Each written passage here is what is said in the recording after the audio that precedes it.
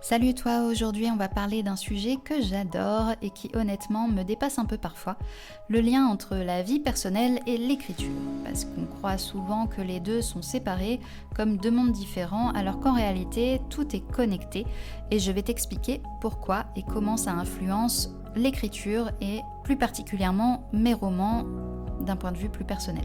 Tu vois, je me rends compte chaque année que j'écris comme je vis. Quand ma vie est fluide, j'écris fluide. Quand je suis dans un moment de doute, mes personnages doutent. Quand je traverse une période plus lumineuse, mes phrases respirent mieux.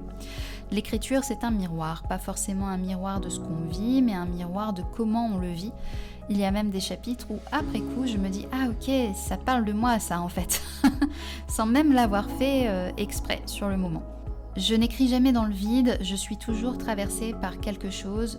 Pour Héritage entremêlé, par exemple, j'étais dans une période où je questionnais énormément l'héritage, les blessures transmises, la manière dont les vies s'entremêlent, et ça s'est retrouvé partout dans le roman. Pour le roman biographique sur la vie de Barry, Retrouve-moi à Neverland, c'est différent. Là, je suis dans quelque chose de plus introspectif, plus doux, plus spirituel. Je travaille beaucoup sur l'enfant intérieur, la mémoire, la nostalgie, d'une vie qui est déjà passée, bien entendu, sur la mémoire de ce qu'il a pu laisser alors que ça fait plus de 80 ans qu'il nous a quittés. Et forcément, tout ce que je vis, tout ce que je ressens, ça glisse aussi dans le texte, forcément. Même si c'est un roman biographique où tu essayes beaucoup forcément de te rattacher à ce qu'il a vécu, il y a des petites doses forcément de mon point de vue et de ce que j'ai pu comprendre du personnage qu'il a pu être de son vivant. Alors soyons honnêtes, non, écrire n'est pas une thérapie, mais disons que ça met de l'ordre dans le chaos. Quand j'écris, je mets des mots sur des choses que je ne savais même pas que je portais. Des peurs, des intuitions, des choses non résolues, et parfois je comprends après coup pourquoi j'ai écrit telle scène ou pourquoi un personnage agit de telle manière. L'écriture n'est pas un exutoire, c'est une boussole. Ce que je vis nourrit ce que j'écris, et ce que j'écris nourrit ce que je vis.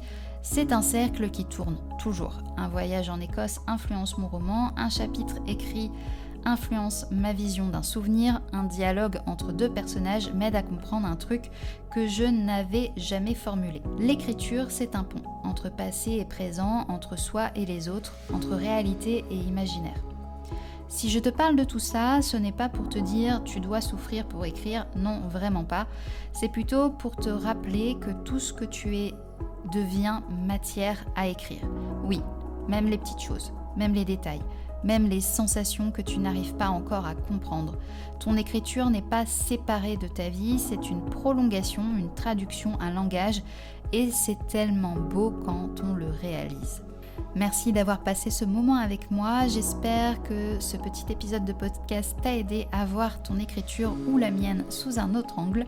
Dis-moi en commentaire, est-ce que toi aussi tu sens que ta vie influence ton écriture et comment ? J'adore lire vos expériences, vraiment. Si la vidéo t'a plu, pense au petit like, à t'abonner ou à partager et surtout continue d'écrire librement.